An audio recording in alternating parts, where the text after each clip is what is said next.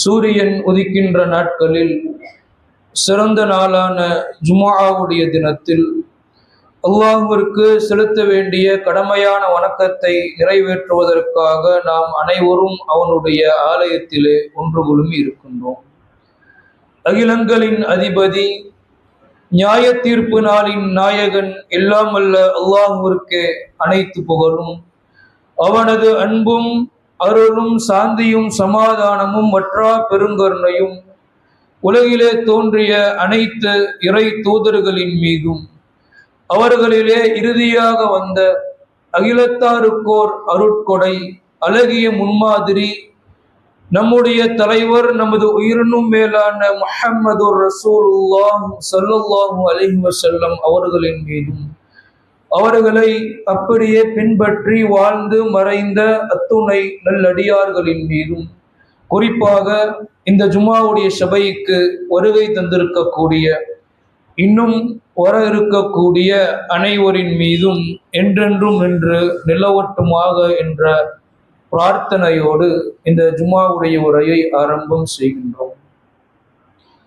கண்ணியத்திற்கும் பெருமதிப்பிற்கும் மரியாதைக்கும் உரிய எல்லாம் வல்ல அல்லாஹ்வின் அடியார்களே, அருள் பொங்கக்கூடிய நன்மைகளால் சூழ்ந்திருக்கக்கூடிய இறைவனுடைய அருளை வாரி வழங்கக்கூடிய ரமலானுடைய மாதத்தை அடைந்திருக்கின்றோம்.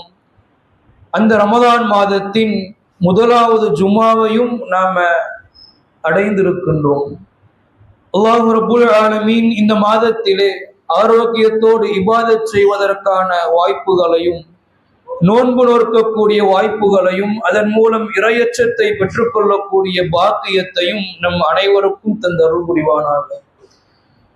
இந்த நேரத்திலே உங்களுக்கும் எனக்கும் பயன் தரக்கூடிய சில செய்திகளை, உபதேசங்களை பகிர கடமைப்பட்டு இருக்கின்றேன். நாம் இருக்கக்கூடிய இந்த ரமதானுடைய மாதத்திலே நமக்கு நோன்பு என்ற இபாதத்தை இறைவன் கட்டாய கடமையாக ஆக்கியிருக்கின்றான். இந்த ரமதானுடைய மாதத்திற்கு என்று ஏராளமான பல சிறப்புகள் நமக்கு சொல்லித்தரப்பட்டிருக்கின்றது. இந்த ரமதானுடைய மாதத்திலே நன்மைகளை செய்தோம் என்று சொன்னால் அதற்கு பன்மடங்கான கூலிகள் இருப்பதாகவும் இஸ்லாமிய மார்க்கம் நமக்கு மிக தெளிவாக ஆணித்தரமாக சொல்லி தந்திருக்கின்றது. ஏன் இந்த ரமதானுக்கு இவ்வளவு சிறப்பு? ஏன் இந்த ரமதானிலே நோன்பு நோற்பது கடமை?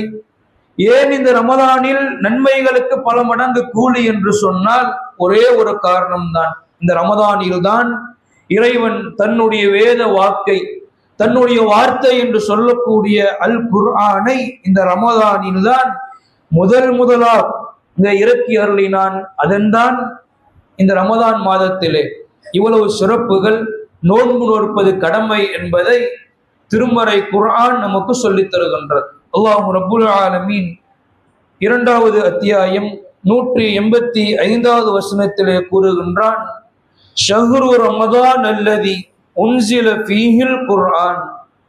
அந்த ரமதான் மாதம் எத்தகையது என்று சொன்னால் அதில்தான் நாம் திருமறை குர்ஆனை இறக்கி அருளினோம். ஹுதல் லின்னாஸ், அது மனிதர்களுக்கு நேர் வழிகாட்டக்கூடியதாக இருக்கின்றது. வபையினாத்தின் மினல் ஹுதா வல் ஃபுர்கான், நன்மை எது தீமை எது என்பதை பிரித்து அறிவிக்கக்கூடியதாக இந்த குர்ஆன் இருக்கின்றது. ஃபமன் ஷஹித மின்குமு ஷஹ்ர ஃபல்யஸும், எனவே உங்களிலே யார் ரமதான் மாதத்தை அடைகின்றாரோ அவர் அதிலே நோன்பு நோற்கட்டும் என்று 2வது அத்தியாயம் 185வது வசனத்திலே இறைவன் சொல்லி காட்டுகின்றான். அப்ப இந்த திருமறை குர்ஆன் இறங்கிய காரணத்தினால்தான் இந்த ரமதானுக்கு எல்லா சிறப்புகளும் என்பதை இந்த ஒற்றை வசனமும் இன்னும் பல ஹதீசுகளும் நமக்கு தெளிவுபடுத்தும். இந்த திருமறை குர்ஆன் தொடர்பாக அல்லாஹ்வின் தூதர் நபி ஸல்லல்லாஹு அலைஹி வஸல்லம் அவர்கள் நமக்கு ஒரு செய்தியை சொல்லி காட்டுகின்றார்கள். இந்த உலகத்திலே பல நபிமார்கள் வந்திருக்கின்றார்கள். ஒவ்வொரு நபிக்கும் இறைவன் பல வகையான அற்புதங்களை வழங்கியிருந்தான். மூசா நபி அலைஹிஸ்ஸலாம் அவர்களுக்கு இறைவன் ஒரு கைத்தடியை கொடுத்தான். அதன் மூலம் அல்லாஹ்வுடைய கிருபையால் அவர்கள் பல அற்புதங்களை நிகழ்த்தினார்கள். கடலை பிளந்தார்கள், சூனியக்காரர்களுக்கு முன்பாக கைத்தறியை போட்டார்கள், உண்மையான பாம்பாக மாறியது. இந்த செய்திகளை நாம் கேள்விப்பட்டு இருப்போம். ஈசா நபி அலைஹிஸ்ஸலாம் அவங்களுக்கு இறைவன் கொடுத்த அற்புதம், அல்லாஹ்வுடைய ஆற்றலை கொண்டு பார்வை இல்லாதவர்களுக்கு அவர்கள் பார்வை வழங்கினார்கள், இறந்தவர்களை உயிர்ப்பித்தார்கள். இது ஈசா நபிக்கு இறைவன் வழங்கிய அற்புதம். இந்த வரிசையில நபிகளாருக்கு இறைவன் என்ன அற்புதத்தை வழங்கினான் என்பதை நபிகளாரே சொல்கின்றார்கள். இன்னமா கானல்லதி ஊதீது வஹ்யன் அவ்ஹாஹுல்லாஹு இலை, எனக்கு வழங்கப்பட்ட அற்புதமெல்லாம் அல்லாஹ்வுடைய இந்த வேத வாக்குதான், இந்த வஹி செய்தி தான் என்று நபிகளார் சொன்ன செய்தி புகாரியில 4981வது ஹதீஸிலே இடம்பெற்று இருக்கின்றது. இன்றைக்கு இந்த உலகத்திலே பல சமய நூல்கள், அவர்கள் வேதங்களாக சொல்லக்கூடிய கிதாபுகளை எல்லாம் வைத்திருக்கின்றார்கள். படித்தவர்கள் அதை எடுத்து படித்து பார்த்து அதிலே பல முரண்பாடுகளை கண்டுபிடிக்கின்றார்கள். ஒழுக்கமற்ற பல செய்திகள் அதை விமர்சிக்கின்றார்கள். அறிவியலுக்கு சிறிதளவும் ஒவ்வாத, இயற்கைக்கு சிறிதளவும் ஒவ்வாத பல கருத்துக்கள் அதிலே இடம்பெற்றிருக்கின்றது என்பதை இன்னைக்கு படித்தவர்கள் அந்த நூல்களை எல்லாம் படித்து பார்த்து சொல்லக்கூடியதை பார்க்கணும். ஆனால் திருமறை குர்ஆனை பொறுத்தவரை பாமரர்கள் இருந்து மிகப்பெரிய படித்த மாமேதைகள் இந்த குர்ஆனுடைய கருத்துக்களை படிக்கின்றார்கள், அதை ஆழமாக விளங்குகின்றார்கள். அது பல மக்களை இன்றளவும் ஈர்த்து கொண்டே இருக்கக்கூடிய செய்திகளை நம்ம கேள்விப்படுகின்றோம். இதே செய்திகள் நபிகளாருடைய காலகட்டத்தில் நடக்கின்றது. நபி ஸல்லல்லாஹு அலைஹி வஸல்லம் அவர்களுடைய காலகட்டத்தில் நபிகளார் இந்த இஸ்லாத்தை சொல்லும் பொழுது அவங்களை அடிக்க முற்பட்டாங்க, கொலை செய்ய முற்பட்டாங்க. சஹாபாக்களை அடித்தார்கள், உதைத்தார்கள், கொலை செய்ய முற்பட்டார்கள். ஆனால் திருமறை குர்ஆனை நபிகளார் ஓதி அந்த வசனங்கள் பல மக்களை ஈர்த்து அதன் மூலமாக எதிரிகளுடைய கூடாரம் காலியாக ஆரம்பிக்கும் பொழுது, பல மக்கள் எதிரிகளிடத்திலிருந்து இஸ்லாத்தை நோக்கி வரும் பொழுது, எதிரிகள் அவங்க மக்களுக்கு அப்பதான் பிரச்சாரம் பண்றாங்க. அதுவரை என்ன பண்றாங்கன்னா, ரசூல்லா மார்க்கத்தை பிரச்சாரம் பண்றாங்களா, அவங்கள நாம அடிக்கணும், ஏதாச்சும் செய்யணும்னு முடிவுக்கு வராங்க. சஹாபாக்கள் பிரச்சாரம் செய்தார்களா, அவர்களை ஏதாவது செய்யலாம்னு முடிவெடுக்கிறாங்க. ஆனால் நபிகளார் குர்ஆனுடைய வசனங்களை ஓதி அதன் மூலமாக மக்கள் இஸ்லாத்துக்கு வரும் பொழுது, அப்ப தன்னுடைய மக்களிடத்துல போய் அவன் பிரச்சாரம் செய்கின்றான். நீங்க இந்த குர்ஆனை கேட்காதீங்க, உங்க காதுல விழுகுது என்று சொன்னால், அந்த சப்தம் கேட்குதுன்னா நீங்க கூச்சலிடுங்க, அதனால குர்ஆனை நீங்கள் மிகைத்து விடலாம் என்று தன்னுடைய மக்களுக்கு குர்ஆனுக்கு எதிராக அப்பதான் முஸ்லிம்கள் பிரச்சாரம் செய்கின்றார்கள். இறைவன் அதை திருமறை குர்ஆன்ல நமக்கு சொல்லித் தருகின்றான். காலல்லதீன கஃபரு, அந்த முஷ்ரிக்குகள் சொன்னார்கள், லா தஸ்மஉ லிஹாதல் குர்ஆன் வல்கவ் ஃபீஹி லஅல்லக்கும் தக்லிபூன், இந்த குர்ஆனை செவியேற்காதீர்கள், அதில் கூச்சலிடுங்கள், நீங்கள் மிகைத்து விடலாம் என்று. இந்த குர்ஆனை நீ கேட்டாதப்பா, அப்படி கேட்டுட்டேன்னா நீயும் இஸ்லாத்துக்கு போயிடுவ என்று தன்னுடைய மக்களை குர்ஆனில் இருந்து பாதுகாக்க முயற்சி எடுத்தார்கள் என்று சொன்னால், எந்த அளவுக்கு குர்ஆன் அந்த மக்களை ஈர்த்தது என்பதை இந்த செய்தி நமக்கு மிக அழகாக தெளிவுபடுத்துகின்றது. அப்பேற்பட்ட இந்த குர்ஆன், அற்புதமாக இருக்கக்கூடிய இந்த குர்ஆன் எந்த அளவிற்கு ஒரு மாற்றத்தை அன்றைய காலகட்ட மக்களிடத்திலே ஏற்படுத்தியது என்று சொன்னால், திருமறை குர்ஆன் அந்த சமுதாய மக்களிடத்திலே வருவதற்கு முன்பாக அறியாமை கால பழக்க வழக்கங்கள், ஜாஹிலியத்திலே மூழ்கி கிடந்தார்கள். இணை வைப்பு கொடிகட்டி பறந்தது. காபாக்குள்ளேயே 360 சிலைகளை வைத்திருந்ததாக கேள்விகள் நம்ம படுகின்றோம். மதுவனுடைய போதைகளிலே திளைத்திருந்தார்கள், விபச்சாரத்திலே மூழ்கி அதிலே திளைத்தவர்களாக இருந்தார்கள். எந்த அளவிற்கு விபச்சாரம் தலைவிரித்து ஆடியது என்று சொன்னால், ஒரு பெண்மணிக்கு குழந்தை பிறந்தது என்றால் அதற்கு தகப்பன் யார் என்று கண்டுபிடிப்பது சிரமம். அந்த அளவிற்கு விபச்சாரம் அவங்களிடத்திலே கொடிகட்டி பறந்து கொண்டிருந்தது. பிறந்த பெண் குழந்தைகளை உயிரோடு புதைத்தார்கள். உயர்ந்த குலம் தாழ்ந்த குலம் என்று அதை வைத்து பல கலவரங்களை மேற்கொண்டார்கள். ஒரு குடும்பத்தார் கொலை செஞ்சுட்டானா பழிக்கு பழி வாங்குறோங்கிற பேர்ல 40 ஆண்டு காலம் இப்படி கொலைகள் ஒரு குடும்பத்துக்கும் இன்னொரு குடும்பத்துக்கும் நடந்து கொண்டே இருந்தது. இப்படி ஜாஹிலியத்துல இவர்களை போல காட்டு மிராண்டிகள் கிடையாது என்று சொல்லக்கூடிய அளவிற்கு தவறுகளிலே மூழ்கி திளைத்துக் கொண்டிருக்கக்கூடிய நேரத்திலே திருமறை குர்ஆன் வந்தது. திருமறை குர்ஆன் வந்த பிறகு அது அவர்களை ஒழுக்க சீலர்களாக மாற்றியது. அதே மனிதர்கள் தான் குர்ஆன் வந்த பிறகு உலகத்தினுடைய தலை சிறந்த சமுதாயமாக இன்று மாறி இருக்கின்றார்கள் என்று சொன்னால் இந்த குர்ஆன் எப்பேற்பட்ட ஒரு மாற்றத்தை நிகழ்த்தி இருக்கின்றது என்பதை இந்த வரலாற்று செய்திகள் நமக்கு தெளிவுபடுத்தக்கூடியதாக இருக்கின்றது. நரகத்தினுடைய விளிம்பிலே இருந்தவர்கள் சொர்க்கவாசிகளாக மாறி போனார்கள். ஆனால் இன்னைக்கு அதே குர்ஆன் நம்முடைய கைகளிலே தவழ்கின்றது. படிப்பதற்கு இலகுவாக பல வசதிகள் நமக்கு ஏற்பாடு செய்து தரப்பட்டிருக்கின்றது. பல கித்தாபுகளாக வீடுகளிலே நாம் அதை வைத்திருக்கின்றோம். நம்முடைய செல்போன்களிலே தர்ஜுமா இருக்கின்றது. இன்னும் பல வகையாக குர்ஆனுடைய வசனங்களை கேள்விப்படுவதற்கான வசதிகள் இருந்தும் கூட திருமறை குர்ஆன் நம்முடைய கேரக்டர்ல கிடையாது. நம்முடைய வீட்டுல திருமறை குர்ஆனுடைய வாழ்வு கிடையாது. நம்முடைய பிசினஸ்ல வியாபாரத்துல திருமறை குர்ஆன் கிடையாது. சஹாபா பெருமக்களுக்கு திருமறை குர்ஆனை பொறுத்தவரை அவங்க அங்க திரட்டி தான் படிக்கணும். யார்ட்டையாச்சும் கேட்டுதான் அதை கத்துக்கொள்ளணும். ஆனா ஒரு வசனத்தை கத்துக்கொண்டாலும் வாழ்க்கையை செயல்படுத்தினார்கள். இன்னைக்கு நமக்கு யார்ட்டையும் போய் கேட்க வேண்டாம். எல்லாம் திரட்டப்பட்டு ஒவ்வொரு வசனமும் தெளிவாக புரியக்கூடிய வகையில தமிழ் அர்த்தத்தோடு தஃப்சீரோடு நம்முடைய கைகள்ல தவழ்ந்திருந்தாலும் கூட குர்ஆன் நம்மிடத்தில் அதிகமாக இருக்கின்றது. அதை நடைமுறைப்படுத்துவது இன்று நம்மிடத்திலே குறைவாக காணப்படக்கூடியதை பார்க்கின்றோம். அல்லாஹ் ரப்புல் ஆலமீன் கேட்கின்றான், அஃபலா யத்ததப்பரூனல் குர்ஆன், அந்த குர்ஆனை அவர்கள் சிந்திக்க வேண்டாமா?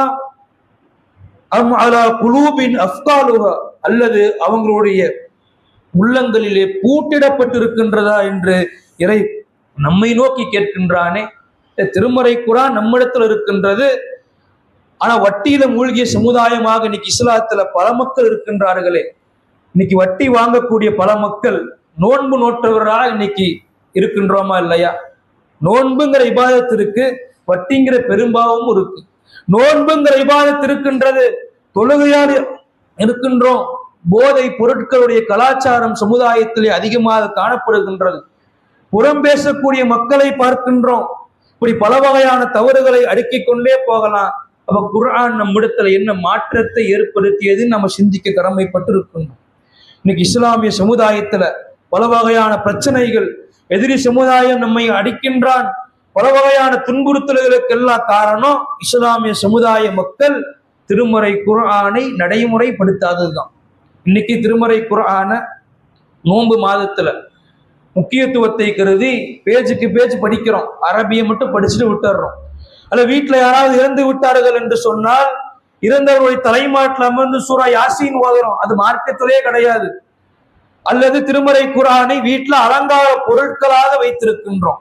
இப்படி குர்ஆன் என்பது வெறுமன அரபியை ஓதுவதற்கும் இறந்தவர்களுக்கு பயன்படுத்துவதற்கும் வீட்டில் அலங்கார பொருட்களாக வைப்பதற்கு மட்டும்தான் பயன்படுது என்றே தவிர அந்த குர்ஆன் நம்முடைய வாழ்க்கையில பிரதிபலிக்கவில்லை என்று சொன்னால் நம்மை விட கை சேதப்பட்டவர்கள், நஷ்டவாளிகள் யாரும் இருக்க முடியாது என்று நாம் உணர்ந்து கொள்ள வேண்டும். அல்லாஹ் ரப்புல் ஆலமீன் ஒரு முஸ்லிமுடைய பண்பை, திருமறை குர்ஆனை படிக்கக்கூடிய ஒரு முஸ்லிமுடைய பண்பை மிக அழகாக நமக்கு சொல்லித் தருகின்றான். இறைவன் கூறுகின்றான், அல்லாஹு நஸ்ஸல அஹ்ஸனுல் ஹதீஸ்.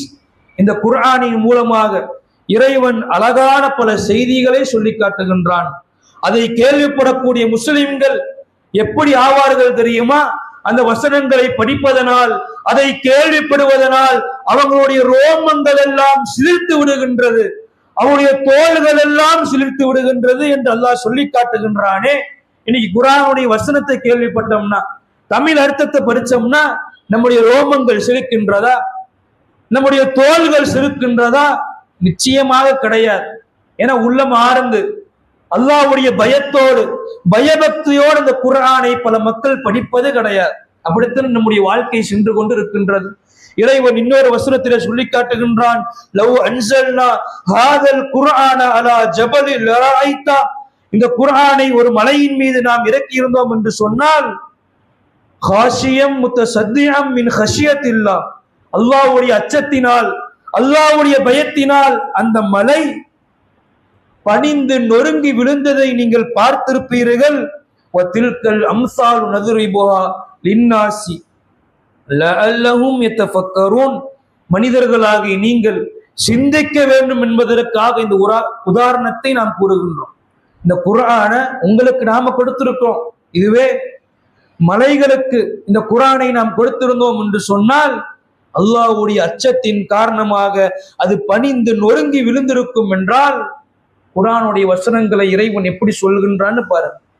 ஆனா இந்த வசனங்களை ஜுமாவுல கேள்விப்பட்டாலும் இன்ன பிற உரைகள்ல கேள்விப்பட்டாலும் பல மக்களுக்கு தூக்கம்தான் மேலிடுகின்றதே தவிர திருமறை குர்ஆனுடைய வசனங்கள் நம்முடைய ரோமங்களை மெய்சிலிருக்க வைக்க தவறி இருக்கின்றது. அதற்கு காரணம் குர்ஆன் கிடையாது, குர்ஆன் திறந்துதான் இருக்கின்றது. நம்முடைய உள்ளங்கள் பூட்டு போடப்பட்டிருக்கின்றது. குர்ஆனை சிந்திக்க மறுக்கின்றது, குர்ஆனுடைய கருத்துக்களை வாழ்க்கையில் செயல்படுத்த மறுக்கின்றது என்று சொன்னால் இந்த ரமலான்ல குர்ஆனுக்காக தான் நோன்பே கடமைனா குர்ஆனை செயல்படுத்தலாட்டின அப்புறம் என்ன ரமலான் நமக்கு? எப்படி இறையச்சம் நம்மிடத்துல வரும் என்பதை சிந்திக்க கடமைப்பட்டு இருக்கின்றோம். சஹாபா பெருமக்கள் குர்ஆன் வந்த பிறகு தம்முடைய வாழ்க்கையை மாற்றியதோடு மட்டுமல்லாமல் குர்ஆனை எந்த அளவிற்கு உச்சகட்டமாக செயல்படுத்தினார்கள், குர்ஆனுடைய வசனங்களுக்கு எந்த அளவிற்கு கட்டுப்பட்டு நடந்தார்கள் என்பதற்கு ஏராளமான சம்பவங்களை நம்மால பார்க்க முடியும். இடமெல்லாம் ஃபில் பண்ணி உட்கார்ந்தார்கள், பின்னாடி ஆட்கள் இருக்கிறார். அல்லாஹ்வின் தூதர் நபி ஸல்லல்லாஹு அலைஹி வஸல்லம் அவர்கள் மரணிக்கின்றார்கள். மரண செய்தி ஊர் முழுக்க பரவுகின்றது. சஹாபாக்கள் எல்லாம் நபிகளாருடைய வீட்டுக்கு முன்பாக திரண்டிருக்கின்றார்கள். நபி ஸல்லல்லாஹு அலைஹி வஸல்லம் அவர்கள் மரணித்து விட்டார்கள் என்று யாராவது சொன்னீர்கள் என்றால் இதோ அந்த நபி உயிரோடு எந்திரித்து வருவார். பிறகு யாரெல்லாம் ரசூலுல்லாஹ் மரணித்ததாக சொன்னாங்களோ அவங்களை நான் வெட்டுவேன் என்று உமர் பின் கத்தாப் அவர்கள் கடுமையாக ஆக்ரோஷமாக சொல்லிக் கொண்டிருக்கின்றார். இந்த நேரத்திலே அபூபக்கர் சித்திக் ரலியல்லாஹு அன்ஹு அவர்கள் நபிகளாருடைய ஜனாசாவை வந்து பார்க்கின்றார்கள். நபிகளாருடைய கன்னத்திலே முத்தமிடுகின்றார்கள். நபியே, உயிரோடு இருக்கும் பொழுதும் உங்களிடத்திலே நல்ல மனம் வந்தது, மரணித்த பிறகும் நல்ல நறுமணம் வருகின்றது என்று சொல்லிட்டு அங்கே இருந்து எந்திரித்து வருகின்றார்கள். அபூபக்கர் சித்திக் ரலியல்லாஹு அன்ஹு அவர்கள் கத்தாபின் மகனே சற்று பொறுமையாக இருங்கள் என்று சொல்லிட்டு மக்களிடத்திலே உரை நிகழ்த்துகின்றார்கள். எந்த அளவிற்கு குர்ஆனுடைய வசனங்கள் சஹாபாக்களை நிலைநிறுத்தியது, குர்ஆனுடைய வசனத்துக்கு எந்த அளவுக்கு கட்டுப்பட்டார்கள், உடனே செயல்படுத்தினார்கள் என்றால் அபூபக்கர் அவர்கள் சொன்னார்கள், மன் கான யஅபுது முஹம்மதன் ஸல்லல்லாஹு அலைஹி வஸல்லம், யார் முஹம்மது ஸல்லல்லாஹு அலைஹி வஸல்லம் அவர்களை வணங்கினாரோ அறிந்து கொள்ளட்டும், ஃபஇன்ன முஹம்மதன் கத் மாத், அந்த முஹம்மது ஸல்லல்லாஹு அலைஹி வஸல்லம் அவர்கள் தற்போது மரணித்து விட்டார்கள். ஒமன் கான யஅபுதுல்லாஹ், யார் அல்லாஹ்வை வணங்கினார்களோ ஃபஇன்னல்லாஹ ஹய்யு லா யமூத், அந்த இறைவன் என்றென்றும் மரணிக்காமல் உயிரோடு இருக்கக்கூடியவர் என்று சொல்லிட்டு திருமறை குர்ஆனுடைய வசனங்களை படிக்கின்றார்கள். இன்னக்க மையித்துன் ஃபஇன்னஹு மையித்துன், நபியே நீரும் மரணிப்பவர்தான் அவர்களும் மரணிப்பவர்தான். மா கான வமா முஹம்மதுன் இல்லா ரசூல், முஹம்மது அல்லாஹ்வுடைய தூதர் தவிர வேறு இல்லை. கத் ஹலத் மின் கப்லிஹி ருசுல், அவருக்கு முன்பாக பல இறை தூதர்கள் சென்று விட்டார்கள். அஃப இம்மாத்த அவ் குத்தில இன் கலபத்தும் அலா அல்காபிக்கும், அவர்கள் கொல்லப்பட்டு விட்டாலோ அல்லது மரணித்து விட்டாலோ நீங்கள் வந்த வழியிலேயே சென்று விடுவீர்களா என்று இந்த வசனங்களை ஓதிய உடனேயே சஹாபாக்கள் புரிந்து கொண்டார்கள், நபிகளார் மரணித்துட்டாங்க, இறைவன் தான் உயிரோடு இருப்பவன் என்று அந்த வசனங்களுக்கு கட்டுப்பட்டார்கள் என்று சொன்னால் இன்னைக்கு இதே வசனங்கள் தான் நம்மிடத்தில் இருக்கின்றதே. தொழுகையை குறித்து பேசுகின்றதே, ஹராமான காரியங்களை தவிர்ந்திருங்கள் என்று பேசுகின்றது, கோபத்தை கைவிடுங்கள் என்று பேசுகின்றது, வட்டியை கைவிடுங்கள் என்று பேசுகின்றது. பல உபதேசங்களை பல வசனங்களை அன்றாட ஜுமா உரைகள்ல கேட்கின்றோம். ரமலானுடைய மாதத்தை அடைந்து விட்டால் பல பயான்களை கேட்கின்றோம். ஆனால் எவ்வளவு பயான்களை உரைகளை கேட்டாலும் அந்த வசனங்கள் நம்மை நிலைநிறுத்தவில்லை என்றால், தவறுகளிலிருந்து நம்மை காப்பாற்றவில்லை என்றால், வாழ்க்கையில மாற்றத்தை கொண்டு வரவில்லை என்று சொன்னால் யார் நஷ்டவாளிகள், யார் உண்மையான முஸ்லிம்கள்? சிந்தித்து பார்க்க கடமைப்பட்டு இருக்கின்றோம். இறுதியாக ஒரு சம்பவத்தை சொல்லி நிறைவுக்கு வருகின்றேன். நபிகளாருடைய காலகட்டத்திலே இறைவன் ஒரு வசனத்தை இறக்குகின்றான், லன் தனாலுல் பிர்ர ஹத்தா துன்ஃபிகு மிம்மா துஹிப்பூன். உங்களுடைய செல்வங்களிலே நீங்கள் விரும்பியதை செலவு செய்யாத வரை உங்களிலே யாரும் உண்மையான ஈமான்தாரி கிடையாது என்று ஆல் இம்ரானிலே இறைவன் வசனத்தை இறக்குகின்றான். வசனம் இறங்கினதுமே அபூ தல்ஹா அவர்கள் மிகப்பெரிய செல்வந்தர், மதீனா நகரத்திலே நபிகளாரிடத்திலே ஓடோடி வருகின்றார். அல்லாஹ்வின் தூதரே, என்னுடைய செல்வங்களிலே எனக்கு மிக மிக விருப்பமானது இந்த பைருகாங்கிற தோட்டம் தான். அது மஸ்ஜிது நபவிக்கு நேர் ஆப்போசிட்ல இருக்கும். மிகப்பெரிய தோட்டம், பேரித்த மரங்கள் வகை வகையாக இருக்கக்கூடிய தோட்டம். நபிகளார் இடத்துல வந்து இந்த தோட்டத்தை நான் அல்லாஹ்வுடைய பாதையில முழுமையாக ஒப்படைத்து விடுகின்றேன், அதை நீங்க விரும்பியவாறு அல்லாஹ்வுடைய பாதையில செலவழித்துக் கொள்ளுங்கள்னு சொன்னதுமே நபிகளார் சொல்றாங்க, நீங்கள் சொன்ன அனைத்தையும் நான் முழுமையாக செவியுற்றேன். இது மிகச்சிறந்த வியாபாரம் ஆயிற்று, மிக மகிழ்ச்சிகரமான வியாபாரம் ஆயிற்று. ஆனால் அப்படி நீங்க கொடுக்காதீங்க, உங்க செல்வத்தை, இந்த தோட்டத்தை உங்கள் நெருங்கிய உறவினருக்கு நீங்கள் பிரித்து கொடுங்கள், தர்மமாக கொடுங்கள் என்று சொன்னதுமே அபூ தல்ஹா அவர்கள் அந்த மிகப்பெரிய தோட்டத்தை தன்னுடைய நெருங்கிய உறவினர்களுக்கும் தன்னுடைய தந்தையோடு பிறந்தவர்களுடைய குழந்தைகளுக்கும் பங்கிட்டு கொடுத்தார்கள் என்று வரலாறுகளிலே செய்திகளை கேள்விப்படுகின்றோம். என்று சொன்னால் குர்ஆன் வசனம் இறங்கியது என்றால் சஹாபாக்கள் எப்படி பார்த்தாங்க? ஓ, எனக்கு தான் இது சொல்லப்படுகின்றதோ, யா ஐயுஹல்லதீன ஆமனு, ஈமான் கொண்டவர்களே என்று இறைவன் சொல்லிவிட்டான் என்றால் என்னை நோக்கிதான் இறைவன் பேசுகின்றான் என்று அன்றைய காலத்து முஸ்லிம்கள் உணர்ந்து கொண்டார்கள். இன்னைக்கு அதே திருமறை குர்ஆன், அதே வசனங்கள் நம்மிடத்தில் இருக்கின்றது. அதுல நம்முடைய தரவுகள் சம்பந்தமாக பேசியிருந்தாலும் கூட இது என்னை நோக்கியெல்லாம் பேசல, நான் கரெக்டா தான் இருக்கிறேன்னு பல மக்கள் சொல்லக்கூடிய செய்திகளை பார்க்கின்றோம். திருமறை குர்ஆனை பொறுத்தவரை வெறுமன படிப்பதற்கு மட்டும் குர்ஆன் கிடையாது, அரபியை ஓதுவதற்கு மட்டும் கிடையாது. அதைவிட முக்கியம், அதைவிட மிகச் சிறந்தது குர்ஆனை வாழ்க்கையில நடைமுறைப்படுத்துவதுதான் என்பதை இங்கே வந்திருக்கக்கூடிய ஆண்களும் பெண்களும் உணர்ந்து கொள்ள வேண்டும். இறைவன் திருமறை குர்ஆன்ல சொல்லித் தருகின்றான், இன்ன ஹாதல் குர்ஆன யஹ்தி லில்லதி ஹிய அக்வம். எது மிகச் சரியானதோ அந்த நேர்வழியை நோக்கி இந்த குர்ஆன் உங்களை வழிகாட்டுகின்றது. வயுபஷ்ஷிருல் முஃமினீன் அல்லதீன யஅமலூன ஸாலிஹாத் அன்ன லஹும் அஜ்ரன் கபீரா. நற்கூலிகளை, நற்செயல்களை செய்யக்கூடிய இறை நம்பிக்கையாளர்களுக்கு பெரும் கூலி இருக்கின்றது என்பதையும் இறைவன் குர்ஆன்ல சொல்லித் தருகின்றான். சஹாபாக்களை மாற்றிய இந்த குர்ஆன் நம்மையும் மாற்ற தயாராக இருக்கின்றது. நாம் மாற தயாராக இருக்கின்றோமா, அதை படிக்க தயாராக இருக்கின்றோமா என்ற கேள்வியை உங்களிடத்திலே விட்டவனாக ஜும்மாவுடைய முதலாவது உரையை நிறைவு செய்கின்றேன்.